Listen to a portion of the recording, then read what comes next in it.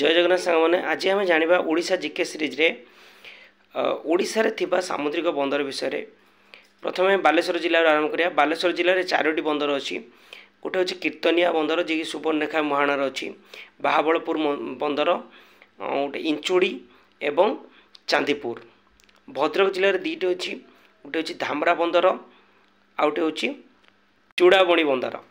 जगतसिंहपुर जिले में जटाधार मुहाण बंदर Paradip. Paradip one of the best and India largest one of the largest बंदर हिसाब से जाऊँगी।